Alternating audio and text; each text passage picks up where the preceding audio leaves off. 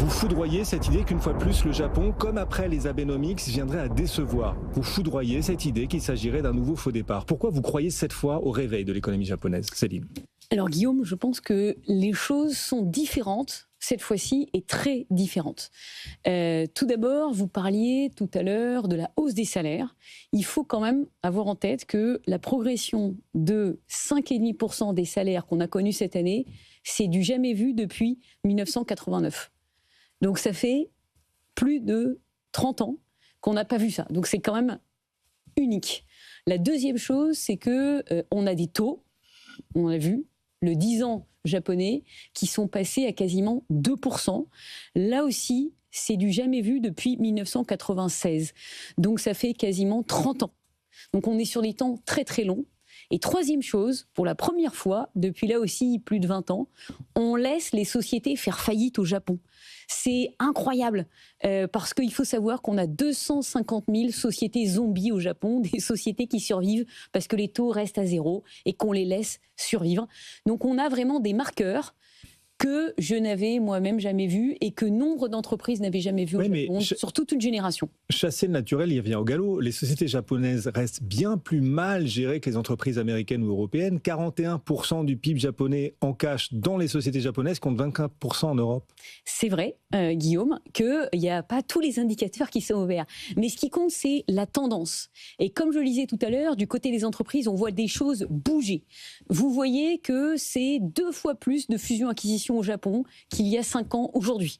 Vous voyez que vous avez 2 fois plus de sociétés publiques qui sont rachetées par le privé parce qu'il y a des activistes qui disent mais finalement ce cash, il faut qu'on aille le chercher, il faut qu'on aille le déployer différemment. Donc ce sont des choses qui bougent et quand les choses bougent, ben, ça pousse les managements à faire des choses différentes parce qu'elles ont peur de se faire racheter par des activistes et du coup on a un impact positif du côté des marges des entreprises tout simplement qui sont passées de 2% à 8% au cours des 10 dernières années. Donc c'est une véritable amélioration qui se fait sentir du côté de l'actionnaire parce que, par exemple, les dividendes sont passés à 2%. Ça paraît tout petit, mais 2% de dividendes au Japon, c'est beaucoup. Et c'est 2 fois plus que les dividendes que vous avez sur des sociétés américaines. Donc, c'est des petits signaux, mais c'est des signaux quand même très, très nouveaux. Hyper intéressant. Julien.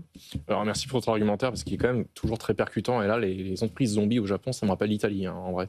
Mais il y a quand même un truc dans votre argumentaire, c'est le yen, et notamment le carry, excusez-moi, les effets de change, en fait, qui faisaient qu'on plaçait, on appelle ça déjà le carry trade. Le carry trade qui plaçait hors du Japon. Là, on risque de revivre ce qu'on a vécu à l'été 2024, puissance 1000, avec un yen qui grimpe et qui avait beaucoup porté les entreprises japonaises en bourse en 2022-2023. Donc pourquoi est-ce que là ce serait différent et pourquoi est-ce que là on arriverait quand même à monter sur ces places, sachant qu'on a ça? Alors effectivement, Julien, c'est un excellent point. Le yen, c'est la devise la plus décotée au monde.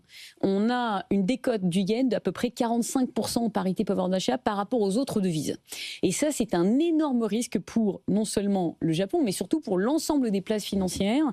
Pourquoi ? Parce que vous avez beaucoup d'argent qui a été investi par les Japonais à l'étranger. Donc on risque effectivement d'avoir un rapatriement d'argent vers le yen et vers le Japon. Mais je vois en ça quelque chose de positif. Positif parce que si on rapatrie de l'argent au Japon, eh bien ça risque à l'inverse pour moi de porter potentiellement le marché japonais, parce que vous avez aujourd'hui en investissement à l'international 82% du PIB japonais en valeur. C'est colossal. Donc si on rapatrie cet argent et qu'on le remet en investissement au Japon, ça peut être potentiellement très important. Et la deuxième chose, comme on le disait tout à l'heure, c'est que si on a une mécanique de taux d'intérêt qui repart vers la hausse et d'un yen plus fort, eh bien ça peut tout simplement permettre enfin un marché domestique plus sain. Et comme je le disais tout à l'heure, le problème du Japon, c'était pas le capital qui était très disponible, c'était le fait qu'il était mal utilisé. Eh bien, si on a des taux plus importants, plus élevés, qu'on a un yen plus élevé, ça vous pousse à être enfin beaucoup plus productif. Et ça, c'est un grand changement qui peut potentiellement changer la donne pour le Japon et pour les entreprises. On est passé de 2 à 8% de marge opérationnelle. Demain, on peut être beaucoup plus haut et on peut avoir un retour sur investissement plus élevé. Et c'est cette dynamique-là qui m'intéresse. Et c'est cette dynamique-là qu'on voit à l'œuvre quand on parle aux sociétés japonaises aujourd'hui. Et c'est pour ça que ce qui m'intéresse au Japon, c'est pas les sociétés exportatrices, mais les sociétés domestiques d'ailleurs. Parce que si on a un yen qui est plus fort, par contre, effectivement, ça risque plus difficile pour les sociétés exportatrices. Il y a ça, il y a si les taux continuent de grimper, ça risque d'être un problème pour la croissance. Alors effectivement, c'est un excellent point, Antoine. Mais là aussi, on peut voir l'autre côté de la pièce, parce que si on a effectivement des taux d'intérêt plus élevés au Japon, ça va permettre aux entreprises d'être mieux gérées et on va avoir ce rapatriement d'argent. Pourquoi ? Parce que, on va en parler je pense tout à l'heure, mais ce qui se passe aujourd'hui, c'est qu'on est dans un environnement où on a une banque centrale américaine qui est sous pression pour faire baisser à tout prix ses taux d'intérêt. Parce qu'on a une indépendance qui est en train d'être perdue, donc on a des taux qui sont à 4% aux États-Unis qui devraient passer à beaucoup plus bas au cours des prochains mois. De l'autre côté, au Japon, on est à 0,5% de taux d'intérêt court et on est toujours avec des taux réels négatif, parce que l'inflation est à 3%, donc on est sur un taux réel négatif de 2,5%. Donc si vous faites monter un petit peu les taux d'intérêt courts au Japon, et que vous êtes un investisseur international ou un investisseur japonais, vous vous dites finalement, est-ce qu'il ne faudrait pas que j'aille jouer les taux court chez moi plutôt que d'aller prendre un risque de change en allant investir sur du dollar américain avec des taux courts qui sont en train de baisser. Et on le sait, les devises et les marchés sont guidés aussi par le différentiel de taux d'intérêt. Donc on risque d'avoir des taux plus intéressants d'un côté du Pacifique que de l'autre. Alors certes, sauf que ce sont les taux courts. Là. Les taux longs, regardez, 10 ans japonais, il est déjà sur des plus hauts de 2008 à 2%. Le 30 ans à plus de 3%. Le 30 ans, il est sur des plus hauts historiques. Ça va peser sur l'économie quand même, on l'imagine. Mécaniquement, ça devrait peser. Ça obligera chacun à s'améliorer, ça on est d'accord. Alors effectivement, ça oblige les intervenants à s'améliorer. Oui. Et c'est ça, Guillaume, qui est important pour moi, c'est qu'effectivement... Comme une bonne récession, ça oblige à s'améliorer. Ça permet de consolider le marché. La maladie du Japon, depuis 30 ans, c'est qu'on n'a pas de consolidation entre les acteurs. Je le disais tout à l'heure, augmentation des fusions-acquisitions, augmentation du passage public-privé, activisme plus important, et donc on a un changement véritable de comportement de la part des entreprises. Et c'est ça qu'on n'avait pas au Japon, parce qu'on continue à avoir des sociétés zombies. Et donc pour moi, les faillites, c'est bien.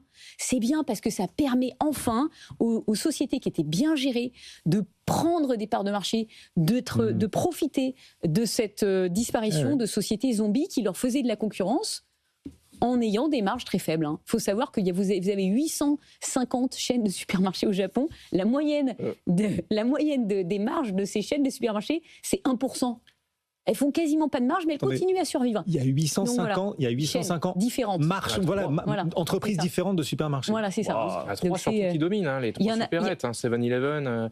Mais les chaînes de supermarchés, là on parle de petites juste des department stores, mais en général 850 chaînes différentes. Vous aimez plus de 2 magasins différents. Quelle société? C'est colossal. Il reste 20 secondes pour investir au Japon. Vous disiez surtout pas les exportatrices. Au contraire, il faut revenir sur les domestiques japonaises, par exemple. Alors donc effectivement, Pan Pacific, il y a une société qui s'appelle Don Quirote, qui est le leader des petits magasins de farfouilles, qui vous permettent de profiter d'un environnement plus compliqué pour des petits prix.